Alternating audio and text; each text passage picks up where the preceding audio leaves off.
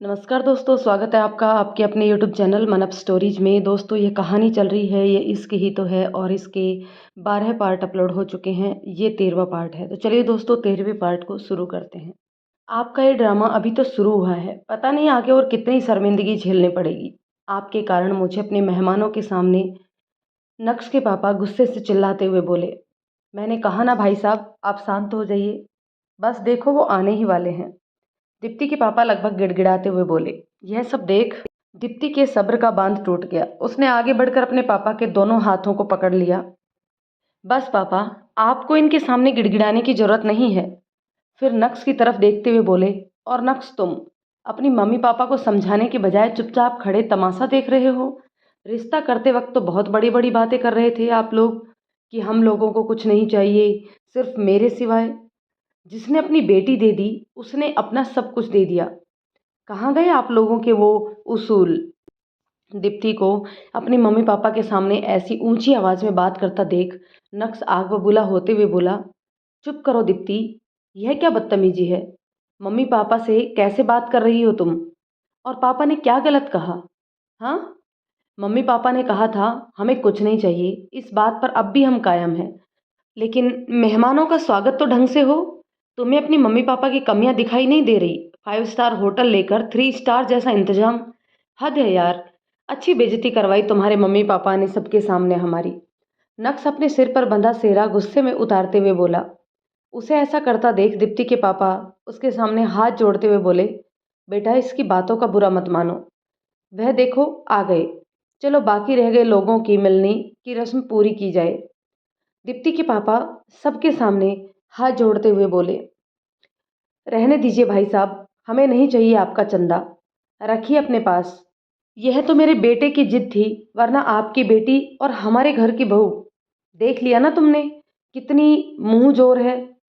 बड़े भाई बड़े छोटे का कोई लिहाज ही नहीं। नक्श की मम्मी मुंह बनाते हुए बोली। नक्श की मम्मी की बात सुन दीप्ति की मम्मी उनके सामने हाथ जोड़ते हुए बोली। बहन जी, मानती हूँ आपके इस स्वागत में कमियां रह गई हैं। हम आपकी हैसियत के बराबर इंतजाम नहीं कर पाए। इस गलती की को हम स्वीकार करते हैं, लेकिन मेरी बेटी में कोई कमी है, यह बात मैं हरगिज स्वीकार नहीं कर सकती। हाँ, वह हमारी इस तरह अपमान का घूंट पीकर चुप रहने वालों में नहीं है। बस यही कमी है उसमें, जो उसके मन में है वही मुंह पर। यहाँ तो बेटी क्या, पूरा परिवार ही मुंहफट लग रहा है। माँ बाप के संस्कार होते तो बेटी को देते ना। नक्श की मम्मी और उसकी एक रिश्तेदार मुंह बनाते हुए बोली। उनकी बात सुन दीप्ति गुस्से से नक्श को देखते हुए बोली। नक्श चुप करो बेटा, जाओ तुम अंदर जाओ। दीप्ति की मम्मी उसका हाथ पकड़ते हुए बोली। नहीं मम्मी, 1 मिनट रुकिए, मुझे नक्श से कुछ पूछना है। दीप्ति अभी कुछ और कहती उससे पहले ही नक्श के कुछ दोस्त उसका मजाक उड़ाते हुए बोले। क्या बात है यार, तेरी होने वाली बीवी तो अभी से ही तुझसे सवाल जवाब करने लगी। हिटलर है भाई, तेरी हिम्मत है, कैसे झेलेगा इसे सारी जिंदगी। तभी पीछे से आवाज आई। मिडिल क्लास लड़कियां होती ही तेज तर्रार हैं, बस अमीर लड़का चाहिए उन्हें, और कुछ नहीं। उन सब की बात सुन नक्श का पारा चढ़ गया और वह गुस्से से दीप्ति को लगभग आदेश देते हुए बोला। दीप्ति, अपनी बदतमीजी के लिए अभी के अभी तुम मेरे मम्मी पापा से माफ़ी मांगो, वरना वरना क्या नक्श। दीप्ति नक्श की बात सुन गुस्से से उसे घूरते हुए बोली। और क्या बदतमीजी की मैंने, जरा समझाओगे। बदतमीजी तो तुम सब कर रहे हो इतनी देर से। दीप्ति की बात सुन नक्श का पारा अब 7वें आसमान पर चढ़ गया था और वह लगभग दहाड़ते हुए बोला। सच बोलने को बदतमीजी नहीं कहते दीप्ति। मम्मी पापा ने बिल्कुल सच कहा है और मैं भी उनकी बातों से सहमत हूँ। हाँ, हमें दान दहेज नहीं चाहिए था, लेकिन वेलकम तो कम से कम अच्छे तरीके से कर ही सकते थे ना। तुम लोग इसमें भी इतनी कंजूसी। इतना पैसा बचा कर कहाँ लेकर जाओगे। लेकर जाएंगे तुम्हारे मम्मी पापा, और तो कोई औलाद है नहीं।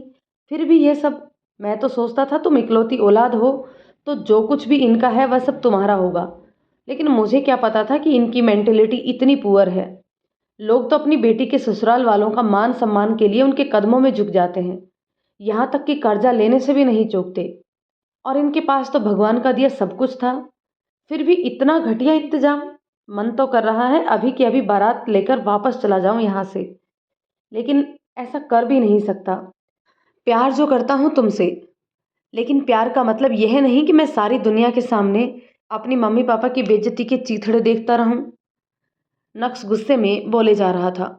इधर नक्श की मम्मी नक्श द्वारा दीप्ति और उसकी मम्मी पापा का अपमान करते हुए देख मन ही मन बहुत खुश थी, लेकिन फिर भी दिखावा कर आंखों में आंसू भरते हुए बोली, रहने दे बेटा, हमें तेरी खुशी से बढ़कर कुछ नहीं। हम तो पहले ही इस रिश्ते के लिए राजी थे और अब भी जो अपमान होना था वह तो हो ही गया। बाकी नहीं मम्मी, माफ़ी तो इसे मांगनी ही पड़ेगी, और इसे क्या, इसके मम्मी पापा को भी आपसे माफ़ी मांगनी ही पड़ेगी, तभी बात आगे बढ़ेगी, वरना बारात लेकर वापस चले जाओगे मिस्टर नक्स तो जा सकते हो। ना मैं तुमसे माफ़ी मांगूंगी और ना ही तुम्हारे मम्मी पापा से। और यह तुमने सोच भी कैसे लिया कि तुम जैसे घटिया इंसान से मेरे मम्मी पापा माफ़ी मांगेंगे? कभी नहीं। तुम क्या शादी के लिए मना करोगे? मैं करती हूँ, नहीं करनी मुझे तुम जैसे दोहरे चेहरे वाले इंसान से शादी, जो प्यार करने का दम्भ भरता है लेकिन उसे प्यार का खाक भी नहीं पता। चले जाओ यहाँ से, दीप्ति लगभग दहाड़ते हुए बोली। उसकी बात सुन जहाँ नक्श को अपने कानों पर यकीन नहीं हुआ, वहीं दीप्ति के मम्मी पापा के भी होश उड़ गए। उसे समझाते हुए बोली, यह क्या बचपना है बेटा, हमारी माफ़ी मांगने से अगर नक्श और उसके परिवार वालों को तसल्ली मिलती है तो हमें माफ़ी मांगने में कोई हर्ज नहीं। हमें तेरी खुशियाँ प्यारी है, अपनी इज्जत नहीं। सही कहा नक्श ने। अरे बेटी के माँ बाप को तो झुककर चलना ही चाहिए। कहते कहते दीप्ति के मम्मी पापा का गला रूंध गया और उन्होंने अपने दोनों हाथ नक्श की मम्मी पापा की तरफ जोड़ दिए। यह देख दीप्ति की आंखों में आंसू आ गए और वह अपने मम्मी पापा के सामने आकर खड़ी हो गई और उन दोनों के हाथ पकड़ते हुए बोली, मम्मी पापा, आप मेरा गुरूर हो।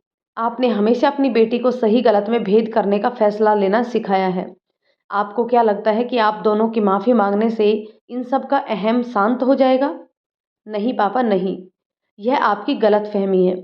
इन लोगों को रुपये पैसों का जितना घमंड है उतना ही घमंड अपनी ऊंची नाक का है। सामने वाले की भावनाओं से इन्हें कोई फर्क नहीं पड़ता। आपको तो खुश होना चाहिए मम्मी पापा कि समय रहते आपकी बेटी का जीवन बर्बाद होने से बच गया। जो व्यक्ति पूरे समाज के सामने अपनी होने वाली पत्नी और उनके परिवार वालों की इज्जत को उछालने से नहीं चूका, सोचिए शादी के बाद वह आपकी बेटी का जीवन नर्क से भी बदतर कर देता। अगर आप दोनों को इसके बाद भी लगता है कि मुझे इससे शादी करनी चाहिए, तो मुझे इन लोगों से माफ़ी मांगने में कोई हर्ज नहीं। दीप्ति अपनी आंखों में आए आंसुओं को छुपाने की कोशिश करते हुए बोली। दोनों पक्षों में सन्नाटा सा पसर गया।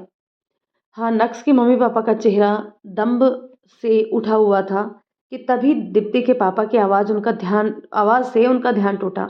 हमें अपनी बेटी की शादी आपके बेटे से नहीं करनी। आप लोग बारात लेकर वापस जा सकते हैं। अपने पापा का यह फैसला सुन जब दीप्ति का चेहरा खुशी से खिल उठा, वहीं नक्श के साथ साथ उसके मम्मी पापा उनका ऐसा अप्रत्याशित फैसला सुन हक्के बक्के रह गए। उन्हें अपने कानों पर यकीन नहीं हो रहा था कि जिन्हें वह मिडिल क्लास लोग समझ रहे थे, वह खुद आगे से रिश्ता तोड़ देंगे, वह भी ऐसे नाजुक मोड़ पर। दीप्ति के एक दो बुजुर्ग रिश्तेदारों ने उसके मम्मी पापा को इशारे से समझाना चाहा, लेकिन दीप्ति के पापा ने हाथ जोड़कर उन्हें मना कर दिया। बाकी रिश्तेदार दीप्ति के मम्मी पापा के फैसले से सहमत थे और उन्होंने नक्श और उनके परिवार वालों को जल्दी से जल्दी वहां से चले जाने के लिए कहा। नक्श और उसके मम्मी पापा का चेहरा सफ़ेद पड़ चुका था। उनके साथ आए सभी मेहमान उन्हें अपने अपमान के लिए कोस रहे थे। बात बिगड़ती देख नक्श ने एक बार दीप्ति को समझाना चाहा, लेकिन दीप्ति उसकी तरफ देखे बगैर ही अंदर चली गई। दीप्ति के पापा ने नक्श की ओर देखते हुए कहा, मुझे लगता है तुम्हें अपने सभी प्रश्नों का जवाब मिल गया होगा। अगर अब भी कुछ पूछना है तो मुझसे पूछ सकते हो। कुछ ही देर में नक्श और उसके मम्मी पापा हारे हुए जुआरी की तरह वापस लौट गए। अपनी बात खत्म कर दीप्ति ने लंबी सांस भरी और अपनी आंखों में आए आंसुओं को पोंछते हुए पराग की तरफ देखते हुए बोली, पराग, मुझे लगता है अब तुम्हें भी अपने सभी प्रश्नों के जवाब मिल गए होंगे और मेरे बारे में तुम्हारी गलतफहमी दूर हो गई होगी। पराग का जवाब सुने बगैर दीप्ति तेजी से वहां से निकल गई। तू पागल हो गई है क्या दीप्ति? समझती क्यों नहीं? माना नक्स और उसके मम्मी पापा ने तुझे व तेरे परिवार को बहुत गहरा जख्म दिया, लेकिन इसका मतलब यह तो नहीं कि तुम उस जख्म को हरा ही रहने दे। भूल जा पिछली बातों को और जीवन में आगे बढ़। पीहू दीप्ति को समझाते हुए बोली। भूलना इतना आसान नहीं है पीहू, फिर भी कोशिश तो कर ही रही हूँ। वैसे तुझे बता दूं कि मैंने उसी दिन उसी समय उसे अपने दिल व जिंदगी से निकाल दिया था, तभी तो इतना बड़ा फैसला ले जिंदगी में आगे बढ़ पाई। दीप्ति कुछ रुकते हुए बोली। अच्छा, सच कह रही है तू? वाकई में ही जीवन में आगे बढ़ पाई है तू? हाँ हाँ, दीप्ति हकलाते हुए बोली। देख, तो दीप्ति झूठ बोलने में तेरी जुबान भी तेरा साथ नहीं दे रही। अगर तू सचमुच आगे बढ़ गई है तो पराग का प्यार कभी नहीं ठुकराती। पीहू उसकी आंखों में झांकते हुए बोली। पीहू तुझे पता है ना मैंने उसे क्यों मना किया? उसके बाद भी तू मुझे यह सब सुना रही हो। अच्छा एक बात बता दीप्ति, क्या हाथ की पांचों उंगलियां बराबर होती हैं? नहीं ना? फिर तूने कैसे सोच लिया कि सभी पैसे वाले लोग नक्श की तरह होंगे? अरे, पराग ने तो कभी हम पर यह जाहिर ही नहीं होने दिया कि वह इतने अच्छे परिवार से है। उनका खुद का बिजनेस है। कभी लगा तुझे उसकी बातों से? फिर फिर बता, नक्श के किए की सजा पराग को क्यों? तू अपने साथ साथ पराग को भी सजा दे रही है। सच्चाई से कब तक भागेगी दीप्ति? यह तो तुझे भी पता है कि तू पराग से प्यार करती है। छुट्टी कर घर बैठने से, उसका फोन ना उठाने से क्या तुझे सुकून मिल जाएगा? उसके प्रति तेरा प्यार कम हो जाएगा? नहीं दीप्ति नहीं। देख दीप्ति, मैंने तुझे दोस्त कम और छोटी बहन ज्यादा माना है, इसलिए छोटी बड़ी बहन के नाते तुझे समझा रही हूँ। छोड़ दे अपनी जिद। पराग जैसा सच्चा और अच्छा इंसान तुझे फिर नहीं मिलेगा। एक बार मिल तो सही उससे। अरे मिल मत, फोन तो उठा उसका। दीप्ति प्लीज, पीहू उससे मनुहार करते हुए बोली। पीहू की बातें सुनते हुए दीप्ति के चेहरे पर अनेकों भाव आ और जा रहे थे। वह कहना तो बहुत कुछ चाहती थी, लेकिन समझ में नहीं आ रहा था कि क्या करे और क्या नहीं। उसने सिर्फ हाँ में गर्दन हिला दी। यह देख पीहू के चेहरे पर मुस्कान आ गई और वह चहकते हुए बोली। अच्छा, तो मैं पराग को बुला लूं? मेरे जाने के बाद तुम दोनों इत्मीनान से अपनी अपनी बातें रखना, और मुझे पूरा यकीन है पराग से मिल तेरे मन में जो भी शंका है वह दूर हो जाएगी। पीहू ने पराग से मिलाने के लिए फ़ोन उठाया ही था कि दीप्ति उसके हाथ से फ़ोन छीनते हुए बोली। पीहू अभी नहीं, मुझे थोड़ा समय दो। ठीक है दीप्ति, सोच लो जितना सोचना है, लेकिन सोचने में इतना समय मत लगा देना कि बाद में सोचने के सिवाय तम तुम्हारे पास कुछ ना बचे। कहते हुए पीहू ने अपना पर्स उठाया और बाहर जाने लगी। फिर अचानक कुछ सोचते हुए बोली। दीप्ति, मैंने कुछ ऑर्डर किया है, उसे रिसीव कर लेना। दीप्ति ने हाँ में अपनी गर्दन हिला दी। पीहू के जाने के बाद दीप्ति कुर्सी पर टेक लगाकर आंखें मूंद कर बैठ गई, और धीरे धीरे ना चाहते हुए भी पराग की यादों ने उसे आ घेरा। पराग के साथ तू मैं से शुरू हुआ उसका सफ़र कब प्यार में बदल गया, खुद उसे भी खबर ना हुई थी। नक चढ़ी दीप्ति। हाँ, यही तो बुलाता था पराग उसे शुरू से। तो गलत ही क्या था? कहाँ वह किसी से खुलकर बात करती थी। बात बात पर गुस्सा करना उसकी आदत में शुमार जो था, लेकिन पहले से ऐसा नहीं थी। इस नकचढ़ी दीप्ति को फिर से हंसना सिखाने वाला पराग ही तो था। हे भगवान, एक नंबर का लेट लतीफ़, कभी किसी काम को सीरियस नहीं लेता।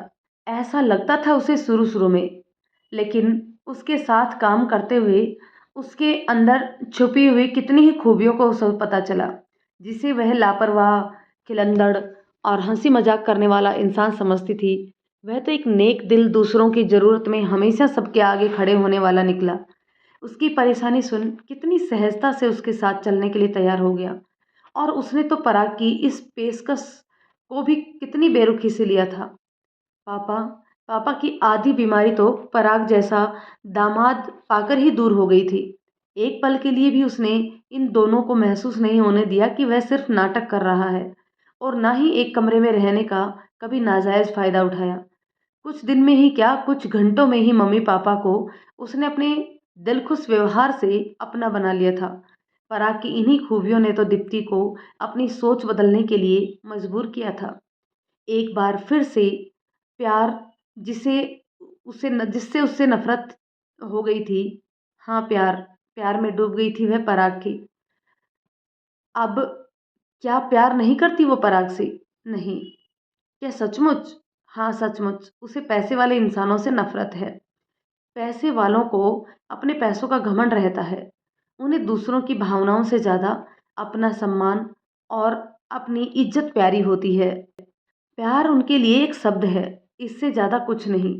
यह ख्याल आते ही दीप्ति के चेहरे पर पराग की पिछली बातों की सोच छाई मुस्कान एकदम से गायब हो गई और चेहरे पर फिर से तनाव आ गया। नहीं, पराग से मैं प्यार नहीं कर सकती। नहीं कर सकती मैं फिर से प्यार। मैं फिर से उसी दर्द से गुजरना नहीं चाहती और ना ही अपने मम्मी पापा को फिर से अपमान का घूंट पीने के लिए।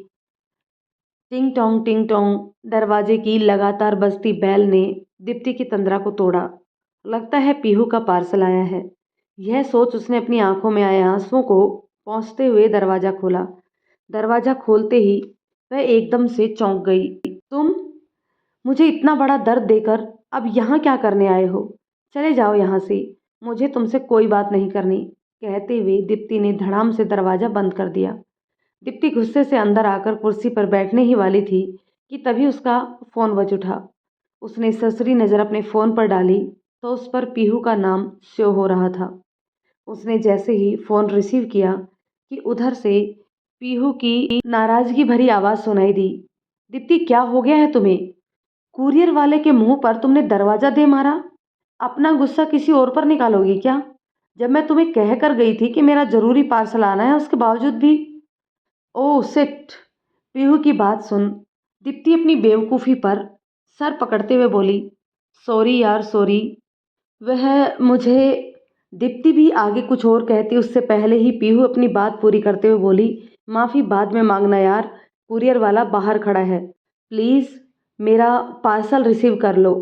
कहकर उसने फ़ोन काट दिया। दीप्ति ने जल्दी से जाकर दरवाज़ा खोला। सामने कुरियर वाला उसे अजीब सी नज़रों से घूर रहा था। दीप्ति ने उससे नज़रें चुराकर चुपचाप कुरियर रिसीव किया और अंदर आकर बैठ गई। अपनी बेवकूफ़ी पर उसे खुद अपने आप पर ही बहुत गुस्सा आ रहा था। क्या हो गया है उसे? जिसे वह दिलो दिमाग से निकालना चाहती है वही उसके दिल पर छाया है। हर शख्स उसे पराग नज़र आ रहा है। यह नफ़रत नहीं प्यार है।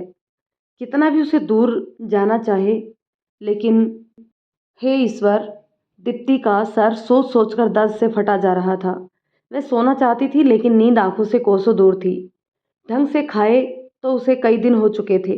अपने दिल की बातों को अनसुना करने के लिए वह कई दिनों से अपने मानसिक अंतर्द्वंद से गुजर रही थी। जितना भी पराग की यादों से वो दूर जाना चाहती थी, उतना ही उसकी यादें उसे आकर फिर से घेर लेती थी। पराग की यादों से बचने के लिए दीप्ति ने आज कई दिनों बाद अपना लैपटॉप निकाला और कुछ पेंडिंग काम करने के लिए उसे ओपन किया ही था कि फिर से दरवाजे की घंटी बज उठी। इस समय कौन हो सकता है? दीप्ति अभी सोच ही रही थी कि दरवाजे की घंटी लगातार बजने लगी। दीप्ति उठी और उसने अनमने मन से दरवाज़ा खोल जैसे ही अपनी गर्दन ऊपर उठाई, सामने पराग को देखकर वह एकदम से चौंक गई। एक पल के लिए उसके चेहरे पर मुस्कान आई, लेकिन अगले ही पल वह मुस्कान गायब हो थी और उसकी जगह दीप्ति के चेहरे पर फिर से नाराज़गी के भाव उभर आए थे और वह गुस्से से पराग को देखते हुए बोली, तुम तुम यहाँ क्या करने आए हो? दीप्ति, प्लीज़ अंदर चलो, मुझे तुमसे कुछ बातें करनी है। पराग शांत स्वर में बोला। पराग, मुझे तुमसे कोई बात नहीं करनी। मैंने तुम्हें पहले भी कई बार मना किया है। मैं तुमसे कोई रिश्ता नहीं रखना चाहती, ना ही तुम कोई झूठी उम्मीद देना चाहती हूँ तुम्हें। सो प्लीज़ चले जाओ, मेरे दुखों को और मत बढ़ाओ। दीप्ति अभी कुछ और कहती उससे पहले ही पराग चुपचाप कमरे के अंदर आ गया। पराग, ये क्या बदतमीजी है? मैंने मना किया है ना तुम्हें, उसके बाद भी? दीप्ति दरवाज़ा बंद करते हुए बोली।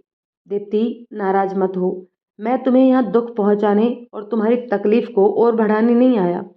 वैसे भी दीप्ति, जोर ज़बरदस्ती से तो प्यार नहीं होता और ना ही प्यार करने के लिए किसी को मजबूर किया जा सकता। लेकिन इतना तो तुम भी मानती हो कि कभी तो हम दोनों के बीच प्यार था।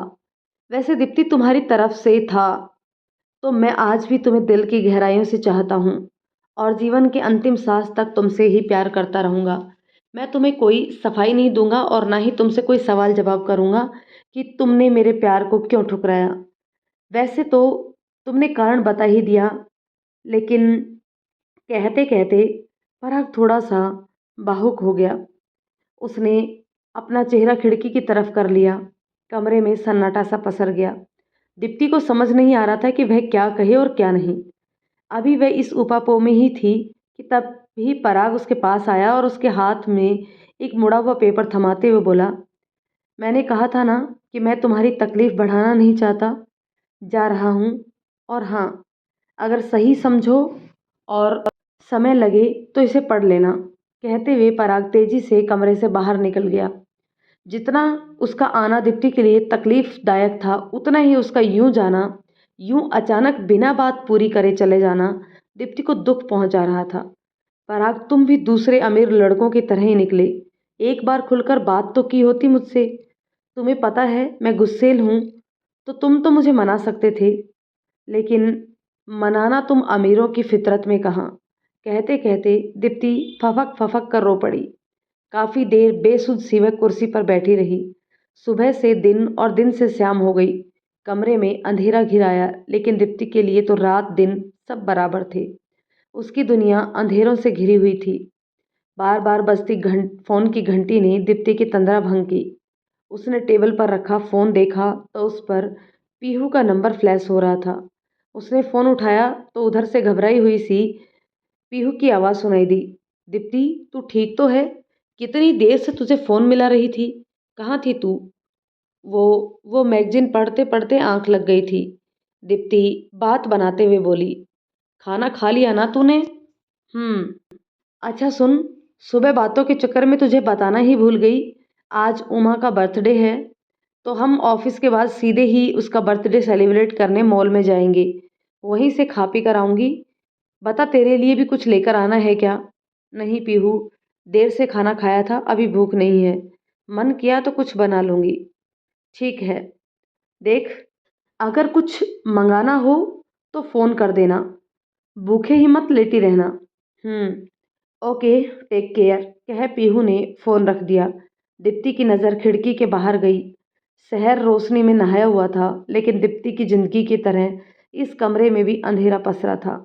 ना चाहते हुए भी वह भारी कदमों से उठी और लाइट का स्विच ऑन कर दिया।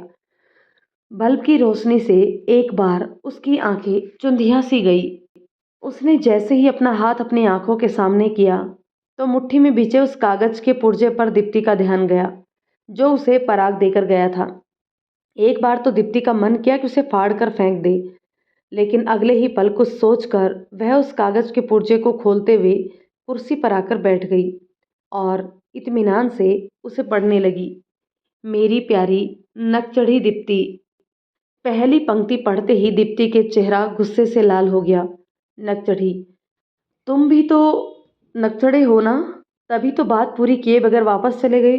मन तो किया लेटर को एक तरफ फेंक दे, लेकिन चाहकर भी दीप्ति ऐसा नहीं कर सकी और अगली पंक्ति पढ़ते ही उसके चेहरे पर फिर से मुस्कान तैर गई। हाँ, देखो, आ गया ना? आ गया होगा ना तुम्हें गुस्सा? हो गई होगी ना गुस्से से लाल?